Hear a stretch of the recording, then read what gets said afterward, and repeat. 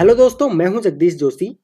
India में electricity का frequency 50 hertz ही क्यों होता है? क्या आपने कभी सोचा है कि दुनिया के कुछ देशों में 60 हर्ट्ज यूज होता है और हम 50 हर्ट्ज पे ही क्यों टिके हुए हैं? आज इस वीडियो में हम इस कारण को समझेंगे एकदम इजी और इंगेजिंग तरीके से। तो वीडियो को लास्ट तक जरूर देखना। उसके अलावा अगर आप लोग RLC designing, PLC programming, VFD, HMI, SCADA, AutoCAD electrical या फिर ई प्लान इलेक्ट्रिक का कोई भी कोर्स करना चाहो, बिल्कुल बेसिक टू एडवांस, तो आप लोग हमारी एंड्रॉयड ऐप या फिर हमारी वेबसाइट से इन कोर्सेज को ज्वाइन कर सकते हो। लिंक आपको इसी वीडियो के नीचे डिस्क्रिप्शन में मिल जाएगा। और अगर आपको कोर्सेज से रिलेटेड कुछ भी डिटेल्स चाहिए हो तो आप लोग जो स्क्रीन पे नंबर दिया हुआ है, इस नंबर पे कॉल या फिर व्हाट्सएप करके कोर्सेज की डिटेल्स ले सकते हो। तो सबसे पहले ये समझना जरूरी है कि फ्रीक्वेंसी होती क्या है। एसी पावर यानी अल्टरनेटिंग करंट हर सेकंड में डायरेक्शन चेंज करती है। अगर हम कहते हैं कि फ्रीक्वेंसी 50 हर्ट्ज है, इसका मतलब है कि करंट एक सेकंड में 50 बार अपना डायरेक्शन बदलता है, यानी 50 साइकिल्स पर सेकंड।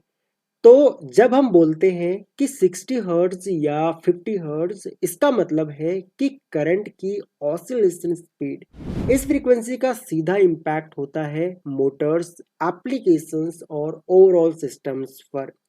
अगर आप ग्लोब पर देखें तो यूएसए, कनाडा और कुछ साउथ अमेरिकन देश 60 हर्ट्ज यूज करते हैं, लेकिन यूरोप, एशिया और हमारा भारत देश 50 हर्ट्ज स्टैंडर्ड का पालन करता है। तो सवाल उठता है, जब 60 हर्ट्ज ज़्यादा इफिशियंट माना जाता है तो हमने 50 हर्ट्ज क्यों चुना? इसका जवाब हिस्ट्री में छुपा है। 1900 के आसपास जब इलेक्ट्रिसिटी का एक्सपेंशन हो रहा था, तब दो बड़े इलेक्ट्रिकल जायंट्स थे। थॉमस एडिसन, जो एसी करंट को प्रमोट करते थे, और निकोला टेस्ला, जिन्होंने एसी सिस्टम का विकास किया।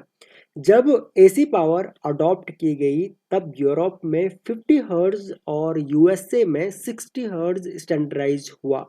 भारत ने जब ब्रिटिश सिस्टम को अडॉप्ट किया, तब उन्होंने 50 हर्ट्ज को फॉलो किया।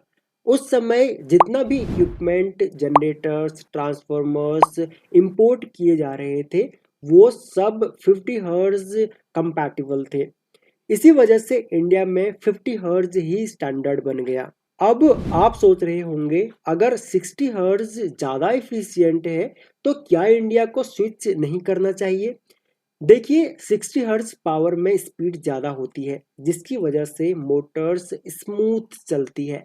लेकिन 50 हर्ट्ज सिस्टम के भी अपने एडवांटेजेस हैं, जैसे कि ट्रांसमिशन लॉसेस इसमें कम होते हैं, इक्विपमेंट कॉस्ट थोड़ा कम पड़ता है, और मोस्ट इम्पोर्टेंटली पूरे इंफ्रास्ट्रक्चर का रिप्लेसमेंट करना एक्सट्रीमली एक्सपेंसिव होता है। अगर हम 50 हर्ट्ज से 60 हर्ट्ज में शिफ्ट होंगे तो उसका पूरा हमें जो इंफ्रास्ट्रक्चर है इसका पूरा उसको रिप्लेस करना पड़ेगा, जो कि एक्सट्रीमली एक्सपेंसिव होगा। तो पूरे ग्रिड को 50 हर्ट्ज से 60 हर्ट्ज में शिफ्ट करने का मतलब है सारी मशीन्स, मोटर्स, जनरेटर्स, ट्रांसफॉर्मर्स को बदलना, जो लैक्स ऑफ करोड्स का प्रोजेक्ट बन जाता। तो आज भी 50 हर्ट्ज इंडिया का स्टैंडर्ड फ्रीक्वेंसी है, और इससे बदलने का कोई इमीडिएट प्लान भी नहीं है। अप्लायंसेस, इंडस्ट्रीज और पूरे पावर सिस्टम इसी फ्रीक्वेंसी पे डिजाइन हुए हैं। कुछ हाईटेक डिवाइसेस या एयरक्राफ्ट सिस्टम्स में अलग फ्रीक्वेंसी होती है, लेकिन कॉमन ग्रिड के लिए 50 हर्ट्ज ही काफ़ी और स्टेबल माना जाता है। तो दोस्तों, अब आप समझ गए होंगे कि भारत में 50 हर्ट्ज फ्रीक्वेंसी का इस्तेमाल इतिहास, इंजीनियरिंग और प्रैक्टिकलिटी का एक मिला जुला नतीजा है। अगर आपको वीडियो पसंद आई हो तो लाइक और कमेंट जरूर करना, और इलेक्ट्रिकल इंजीनियरिंग के ऐसे ही ज्ञान भरे वीडियोस के लिए लर्न रिपब्लिक को सब्सक्राइब करना मत भूलिएगा। मिलते हैं नेक्स्ट वीडियो में, तब तक के लिए कीप लर्निंग, कीप इनोवेटिंग।